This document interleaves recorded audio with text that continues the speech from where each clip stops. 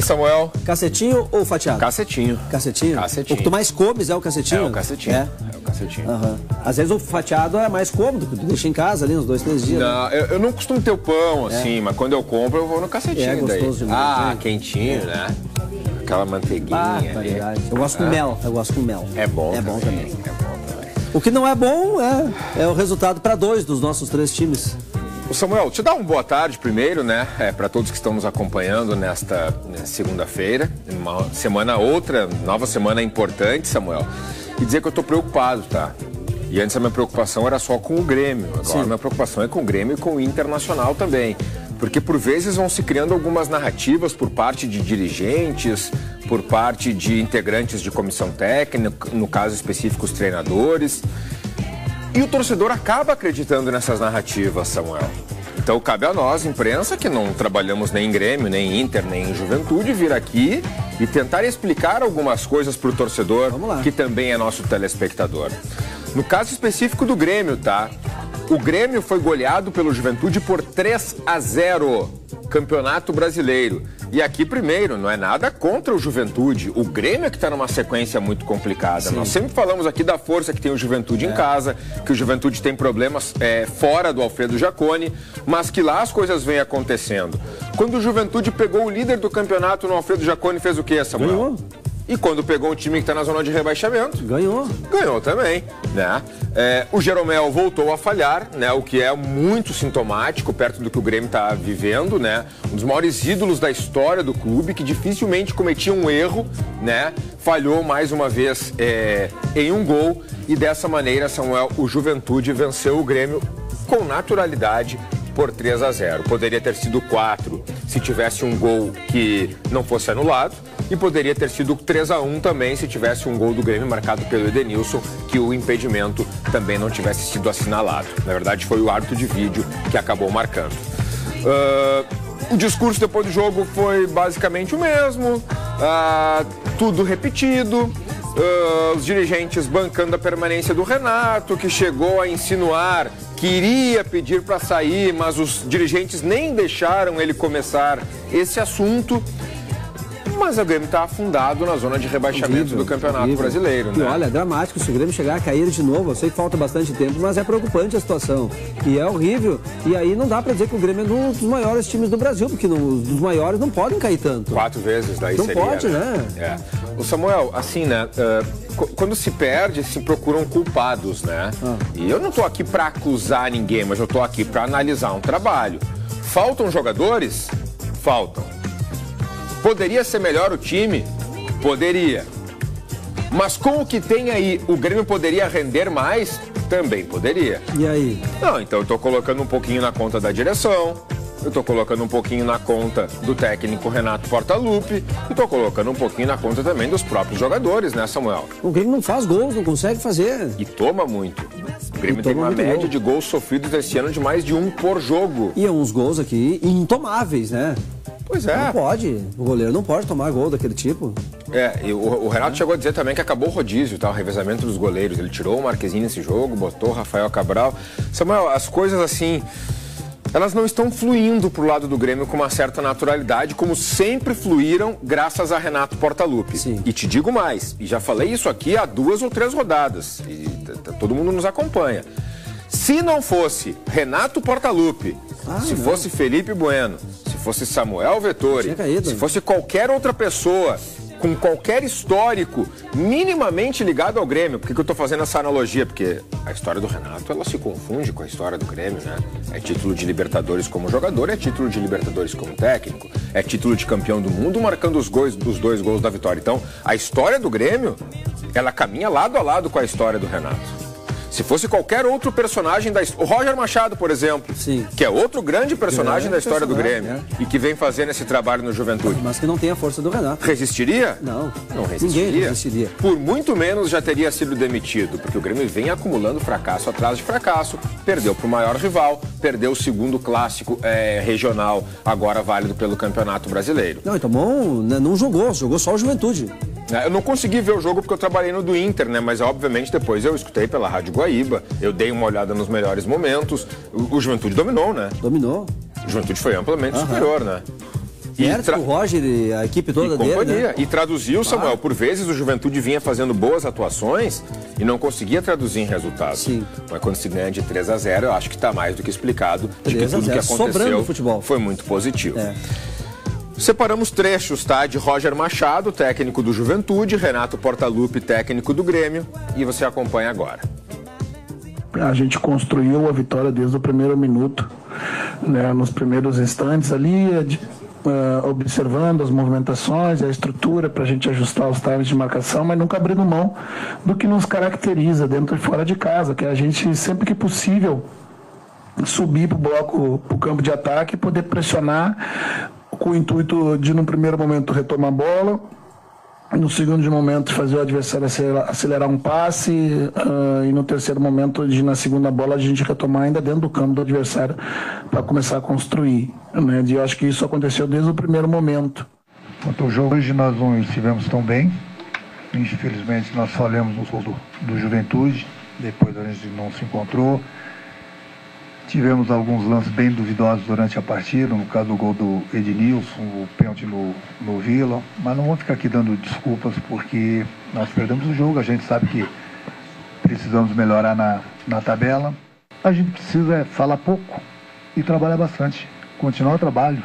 O ano passado a gente também estava numa situação dessa, no Campeonato Brasileiro, ninguém acreditava na gente e o Grêmio foi vice-campeão brasileiro. Eu sei que o torcedor está bravo, eu sei que o torcedor está triste, nós também estamos. O que eu posso pedir para o nosso torcedor é paciência, porque essa fase com certeza vai passar. Ela vai passar sem dúvida alguma. Mas vai passar por quê? Vamos fazer o quê para passar? O torcedor, mais do que bravo e mais do que triste, ele está preocupado, Samuel. Sim. Porque o torcedor do Grêmio, ele já viu esse filme ser repetido em 2021... Foi, né? 21, que já jogou daí a B em 22, voltou em 23 com o Soares. Isso mesmo. Foi isso, né? Isso mesmo. E ele já sabe o que fazer, ou melhor, o que não fazer. E o Grêmio vem mantendo a cartilha, né?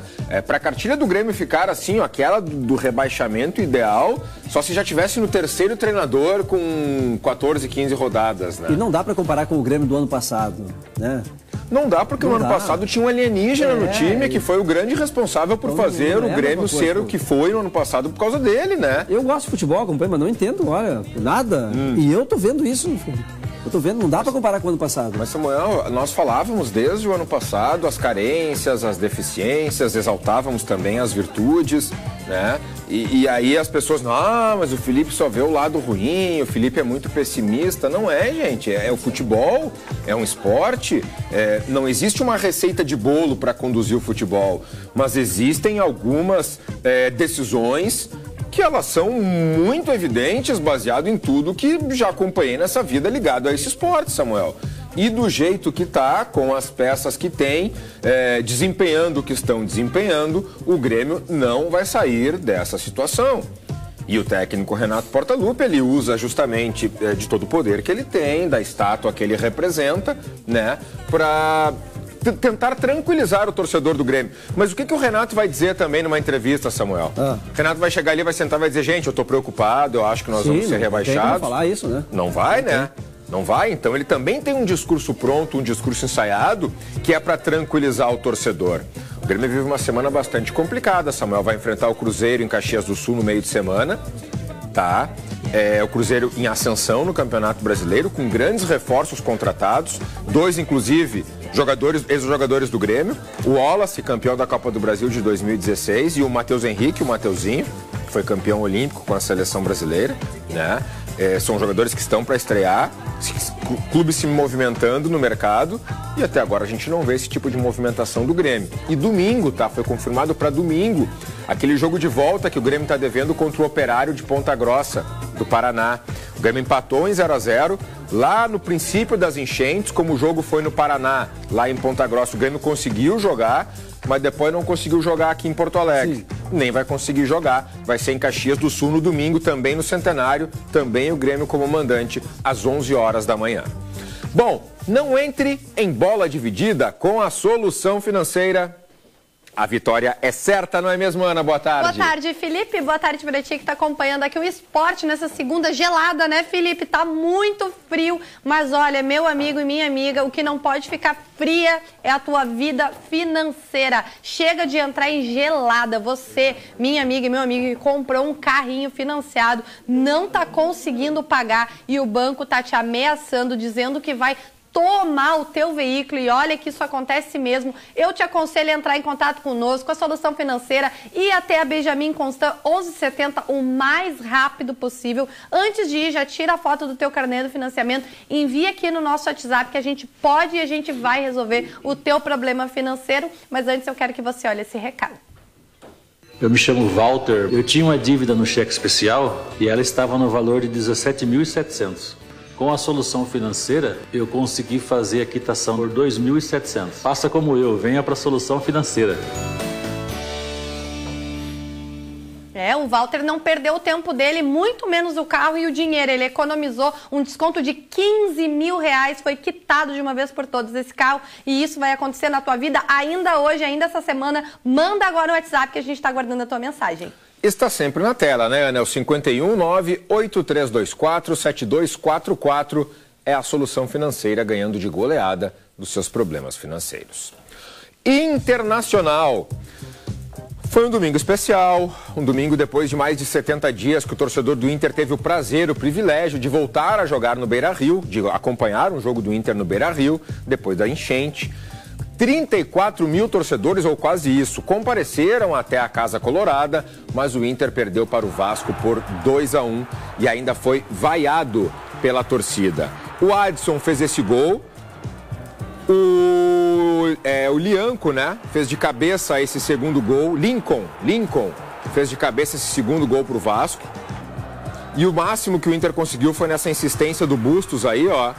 E precisa ser valorizada essa assistência, o Inter conseguiu diminuir, tá? Com esse resultado, o Inter completa 4 rodadas sem vencer no Campeonato Brasileiro. Depois eu vou querer só recuperar esse lance aí para mostrar. Vamos ver tudo de novo, tá? O Vasco fez 1-0, segundo tempo, Adson. O Vasco fez 2-0, tá? Com o Lincoln. E aí, o Internacional acabou diminuindo com esse gol marcado aí pelo Fabrício Bustos, Samuel. E precisamos reconhecer que ele, né, olha o primeiro lance, tá? E que motivou algumas vaias no Beira-Rio. Quer ver? O primeiro gol. Olha lá, o Robert Renan tá ali, ele domina, ele escorrega, ele cai. Aí o Adson, que é canhotinho, é bom, passa pelo Fernando e faz um belo gol, né, Samuel? Aproveitou da situação e fez o que tinha que fazer, né? Isso. Depois a defesa acabou vazando, né? E ali o goleiro rebateu mal ou era o que dava pra fazer naquele momento? Na primeira, tava muito perto dele, né? Muito perto, tava meio muito que perto. por instinto rebateu foi bola. no susto, né? E aí o Bustos conseguiu. O Inter poderia ter tomado o terceiro, tá? O Rômulo tirou uma bola em cima da linha. E o Inter também poderia... Olha lá de novo, Samuel. E o Inter poderia ter feito o segundo com o próprio Robert Renan, que acertou uma cabeçada na trave nos acréscimos, quase no fim do jogo. O que fica disso aí, Samuel? Fazia tempo que eu não fazia um jogo do Inter, né? Que eu não cobria um jogo do Inter com o Inter mandante. Eu estive em um jogo do Inter com o Inter como visitante, que foi o Grenal lá de Curitiba. No alto-falante, tá? Na hora da escalação, número 1, número 2. Hernani Campelo gritando lá. Hernani Campelo, nosso amigo. Teve vaias pro René, teve vaias pro Johan e teve vaias pro Kudê. E depois, durante o jogo, tá? Teve mais vaia pro René, mais vaia pro Johan, não é Johan. E teve muita vaia pro Robert Renan depois daquele lance ali, tá? E o torcedor do Inter, ele também já tá perdendo um pouco a paciência com o técnico da equipe, né? O Kudê mexe muito no time, o Kudê tem alternativas. Com a folha salarial que tem o Inter, com os jogadores que tem o Inter, foi criada uma narrativa de que quando voltasse para casa tudo estaria resolvido, né, Samuel? E não se confirmou, né? Então, o discurso ensaiado, o discurso pronto, aquele ali atrás, ele não se confirmou, infelizmente, para o Internacional. Aliás, o Kudê falou depois da partida, vamos acompanhar. Hay que buscar un culpable, siempre el culpable es el entrenador, cuando no se dan los resultados. Ahora, esto como entrenador, vos lo que intenta es tener un producto, ¿no es cierto? Entonces, si vos decís, va a tener la bola, va a generamos situaciones siempre, ¿o no? O Samuel, teve um lance bem preocupante nesse jogo, tá? Mais preocupante ainda do que a atuação e o resultado do Inter, que foi um lance do René. Esse lance aí, ó. Pela câmera aberta, dá pra ver que a situação foi feia e pelo desespero dos jogadores, né? Ó, ele cai praticamente desacordado, tá? O jogador do Vasco também tá mal, mas não tá tanto. Pode ver que ele tá se movendo, ó. Sim. Que é o Rojas, um paraguaio. O René, ele sangrou, Samuel, ele bateu a cabeça. É muito emblemática essa cena do jogador. A expressão dos jogadores do Inter deixa claro. Dá pra ver, né? A ambulância foi a campo.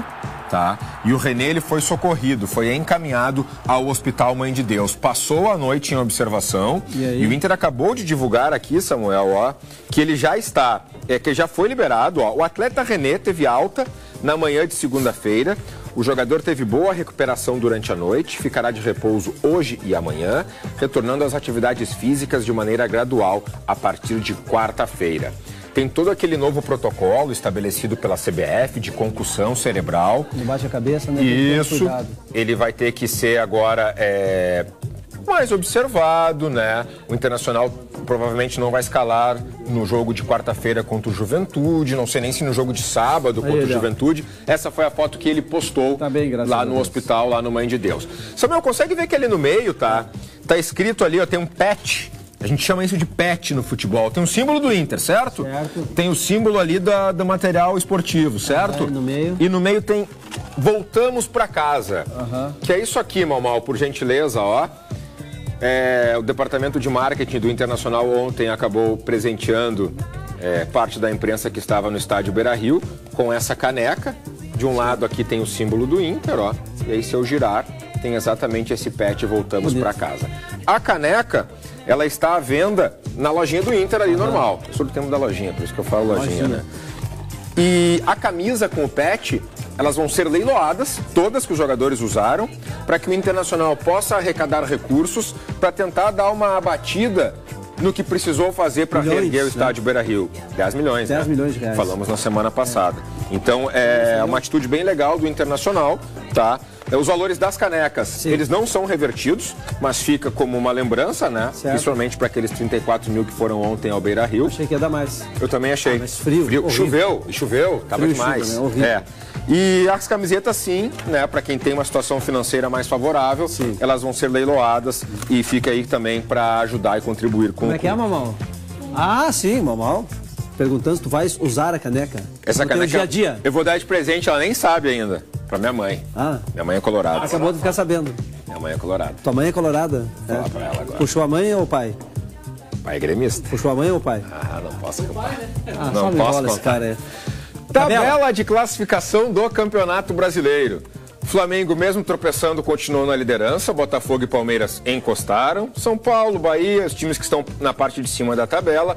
O Cruzeiro, que vem em ascensão. Dá uma olhada, Samuel, como o Juventude já encosta no Inter em número de pontos. Parabéns, Juventude, hein, ó. O Juventude tem um jogo a mais na comparação, né? Grêmio e Inter que tem 2 jogos a menos. E a gente entra nesse bolo de novo aqui, né? Mais uma vez, o Grêmio dependia apenas de si para sair da zona de rebaixamento pela 2ª rodada consecutiva. E mais uma vez, o Grêmio tropeçou nos seus próprios erros e segue dentro da zona de rebaixamento. Muito preocupante, né? Semana do Inter. Juventude quarta e Juventude sábado. Semana do Juventude, Inter quarta, Inter sábado. Copa do Brasil.